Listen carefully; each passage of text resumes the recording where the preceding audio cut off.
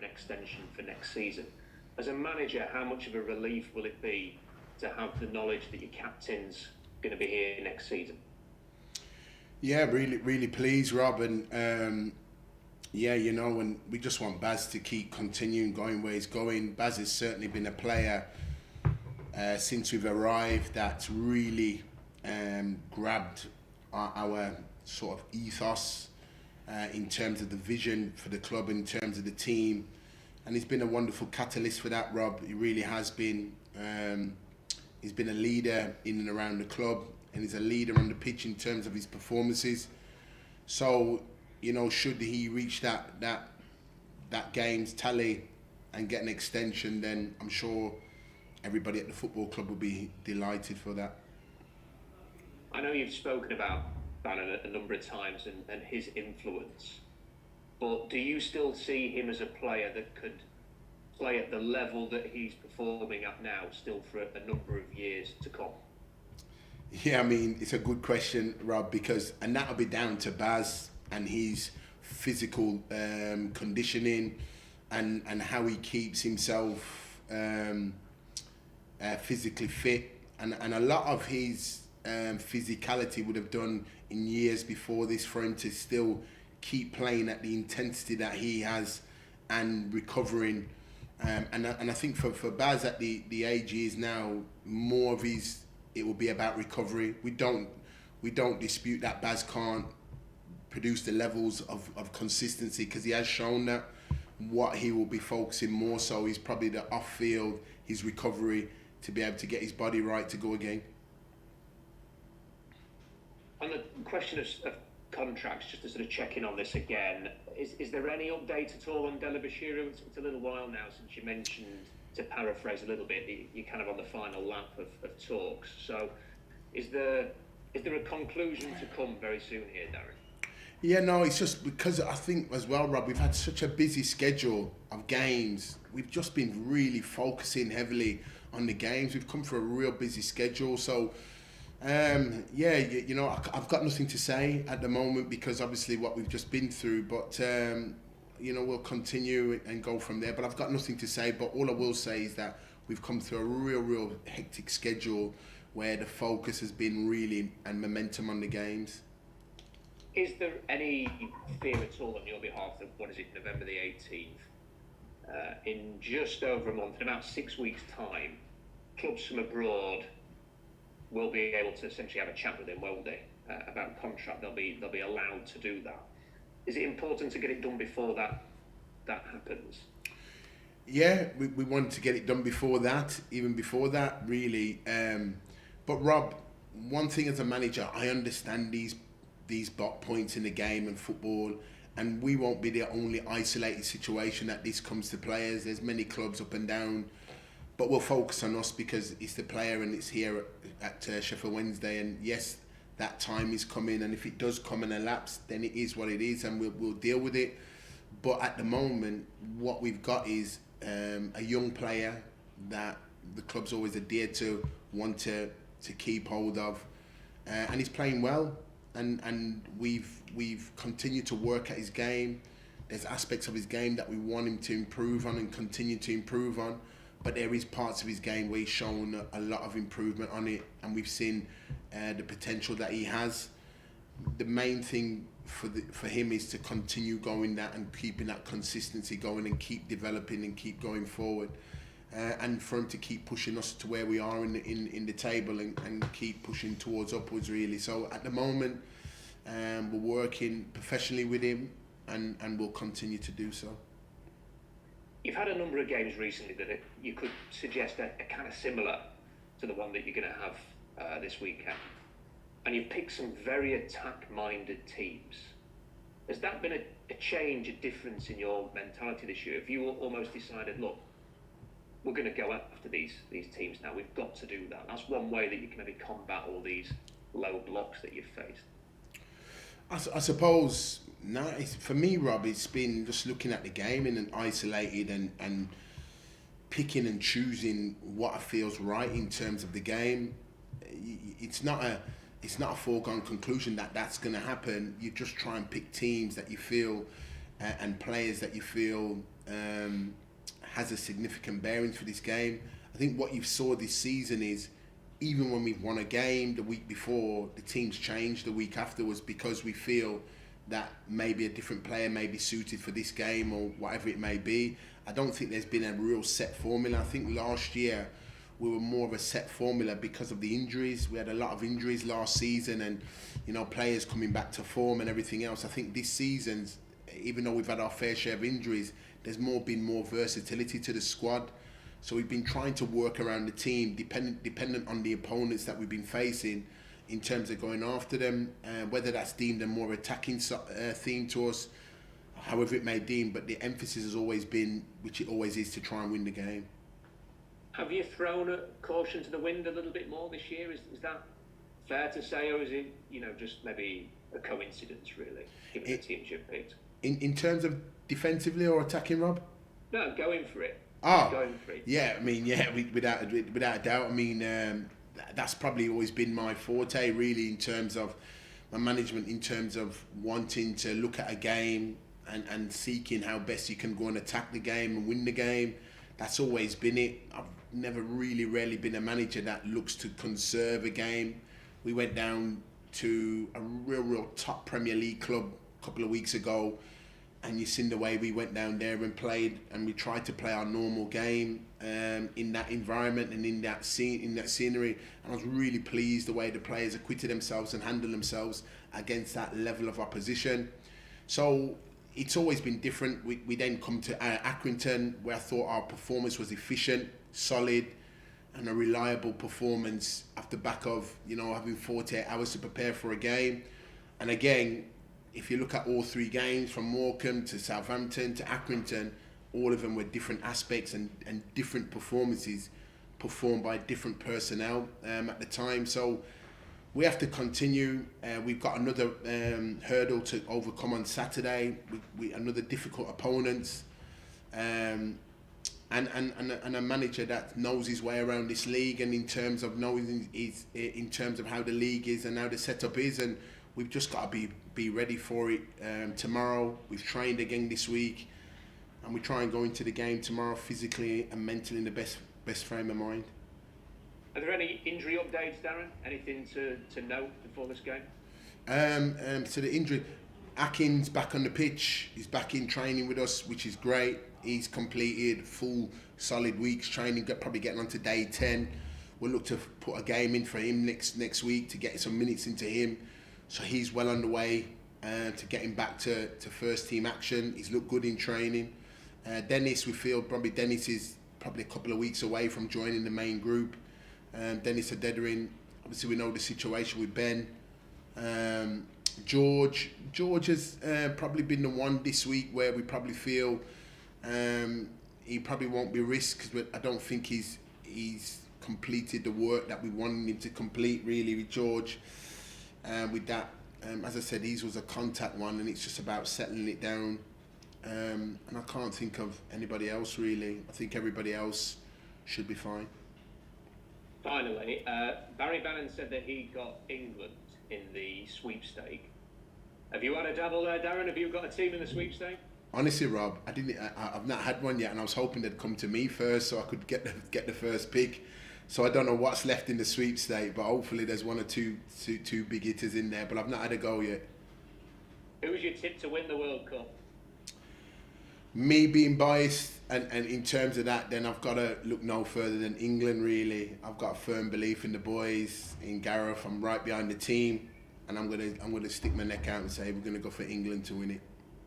Do you know Gareth well at all? Obviously, a couple of defenders, same era. Yeah, no, I've got a lot of admiration for Gareth because when he took the reins as England under 21s, and then he moved up into the first team. At that time, I was working from St George's Park, so our offices were side by side. Me working at the time for the PFA and Gareth in his position, so we had a lot of time, and I've just got a lot of admiration of the way he's gone about the job and how he's transformed England, and we wish him all the best going forward. It's a big job, it's a tough job, but we're all behind him, and in Gareth we trust in terms of making a statement for that World Cup. So, but he's a lovely guy, and we wish him really, really well.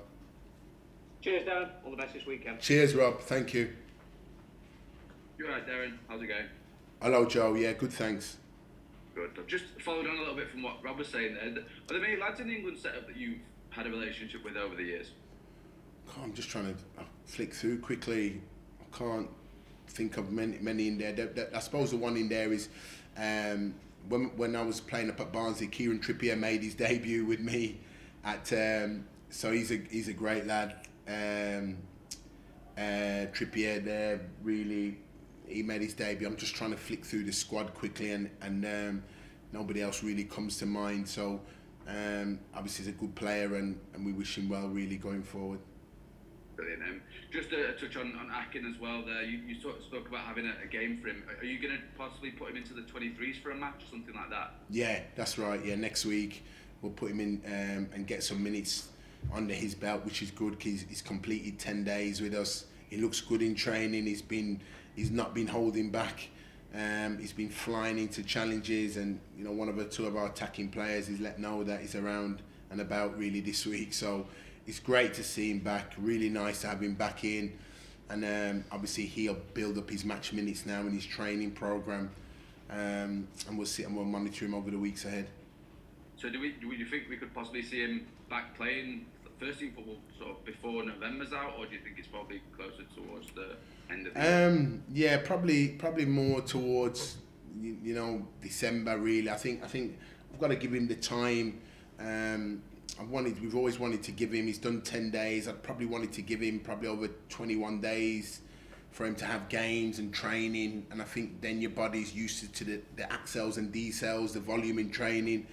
And what he's doing, he's in a state now where his body's getting used to football movements, and it's how his body's adjusting back to those football movements and recovering.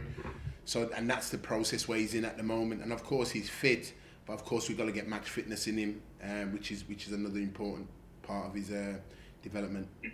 Yeah, definitely. And so looking to the game this weekend, 1 point from 6 against Shrewsbury last season. They were a bit of a bogey side. Is it difficult, when you're going up against these teams? It's always been, difficult going to teams that are going to part of the bus, so to speak. You've done a lot this season to sort of counter that and win games, Accrington being one of them, where you've pushed the side over the line. How pleased are you with those wins? Not necessarily the 3-4-0 victories, but the ones where you've turned things around from last season. Yeah, no, really pleased with them, Joe, because again, these were aspects of us looking at last season, areas where we've had to identify, and that's what we've had to approach it. And part of the recruitment process in the summer was identifying games like these, or types of games like this, and being equipped for games like this that can come in the division. And it's not a right or wrong way by any club or any means. Everybody's got their own style of play and how they want to apply and adopt themselves. And last season they were a tough nut to crack, Shrewsbury, in terms of how they'd set up, which is understandable. And but this year, we've got new players and new dimensions to our game that we feel where we've been strong with, and have saw us win games. So while we envisage it tomorrow to be another tough game and another solid game, and a team looking to come not to give much away, we've got to apply ourselves and continue to apply ourselves. It's a different game again tomorrow, Joe. It really is a different game tomorrow. But a game that, again, we've trained hard this week, we've worked hard this week again, and we've prepared as best as we possibly can for the game. And we just look for the performance from the players tomorrow to take the game forward. They got a centre back that you know quite well. You're looking forward to seeing Che again? Really looking forward to seeing Che, and good to see the form Che's in. He's shown wonderful consistency this season, and really pleased to see. We look forward to seeing him tomorrow, as myself and the players, and somebody that's been a good solid servant for the club, a good pro, a leader in the dressing room, and we look forward to seeing him tomorrow. So yeah. Should be a good battle between him and Michael Smith if he starts, shouldn't it? Yes, if he does start, that's right, Joe. It'll be a really good battle. But whoever Che comes up against, he's always up for the fight. So, but we look forward to seeing him tomorrow. But I just wanted to touch on the sort of the fact tomorrow's. I think it's the last home game in the league for about a month, which is a sort of strange series of events there. How important is it, with that in mind, to make sure you get a positive result? Always, whether we got a result, whether it's one game in the next month to come or it's going to come in consecutive weeks with a game, Joe, whenever we play, whatever the next fixture is, it's important. I don't think you can ever dress up any fixture that we got or dress it down, irrespective of who we play. It's always an important game. Whoever we play, the mentality with myself and the players here is a real serious mentality in terms of the game. No matter who we're playing at what time, that's the mentality at the football club really now. And hopefully, certainly over the time that we've been here, we've gone a long way to addressing that mentality when we come into games, in that we need to perform and to perform at the best of our ability. We work in training to achieve that on a day-to-day basis, because I think if you can work on that in training on a day-to-day basis, then it becomes automatically on match day. Brilliant. And just lastly, I want to ask about the youth guys. You mentioned that there was a couple who were having talks about pro contracts. I know Sean Fasire is one that's really impressed in the youth setup. He turned 17 recently. Is he one of the players that you guys are in talks with about a first pro deal at the club? Yes, Joe, yes, he is one, yeah, without a doubt, because these younger players have shown a consistency to their game. They're showing great potential. So we feel that, he's certainly one that we feel that we'd like to offer him that deal. So yes, he is one that we are talking with at the moment.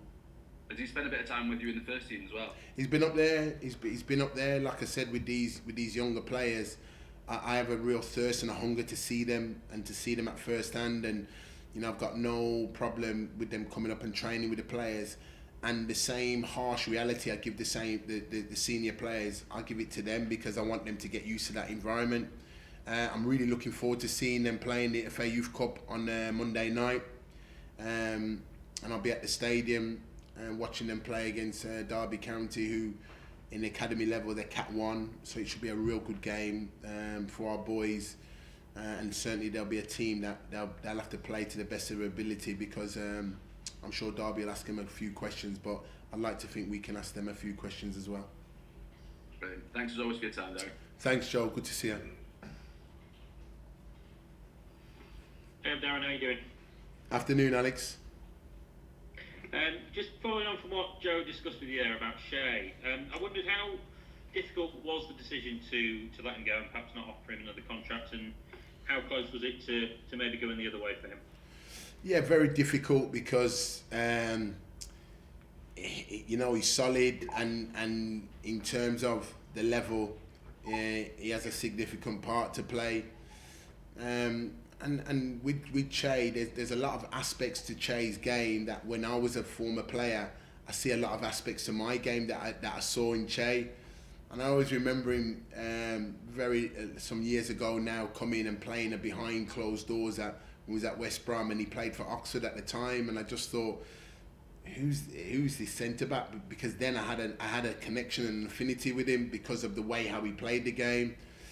And credit to him in terms of the career that he's had and the continuity that he's having now, in terms of that. So for him to be at Shrewsbury after being, let go by us, I was really, really pleased, because I've got nothing but admiration for the man. He's a wonderful man, and if he's playing tomorrow, we look forward to seeing him tomorrow, and it's a former stomping ground that he's used to. So obviously we know the player Che is. He knows a lot about us. And but again, whoever we decide to play up there, they know they're in for a game tomorrow in terms of that, because of his competitive style and how he is. But he loves the game, and whatever you got players a thirst and a hunger the way he does for the game, you can only wish them well.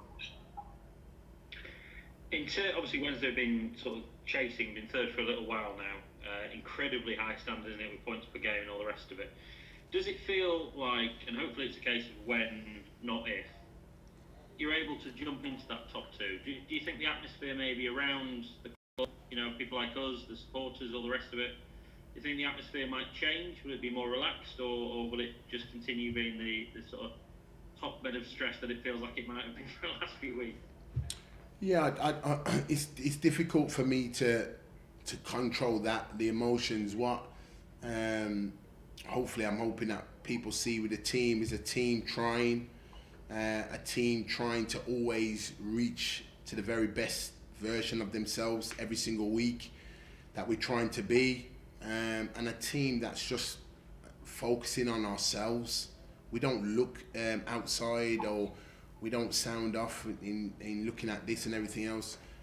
Alex, I just look really at what we're about really as a team and as a club. And once we've loaded all our energies into one game, it literally is turn the page and we move on again to the next one, because that next game and that opposition deserves all of our attention in trying to gain and get that 3 points.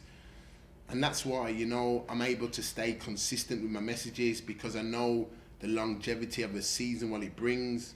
I know the highs and lows that it can bring. I know the unexpected results that it can bring, and yet the good results that it can bring, because that's all in part and parcel of a footballing season. So it's important that you don't look too far ahead and you just go by game. And that's all I've ever worked on, is this team, about improving as individuals and bringing the individuals together collectively as a group in trying to put a formula together to try and win games at a very good league, filled with some real good teams, and keep that consistency going. And that every single week, there's work to do with that. And even though the run of games we've been on and the good feeling that we've been on, and in all the stats and figures, we still want to be better, and we still got work to do in trying to get better. But we don't believe the hype or anything else. That we just continue just making sure that we can try and be each week the best version of ourselves in terms of a team. I don't know whether you touched on this before. Malik might have been the one that we sort of missed off the injury updates. How's he getting on? Yeah, Malik's fine as well. He's trained again this week. Yeah, sorry about that one, Al, but Malik's been in with us and training, so he's fine. And in terms of George, it sounds like a bit of a knock. Is this sort of is it a bruise, where on his body? What can you tell us about it? Yeah, no, it is. Yeah, a knock, and it's just one of those that just needs to settle down, really, Alex. And I think, but it's one of them that when you're consistently on it, it's difficult, really. So it's just, if we can just get it to settle down, it'll be fine.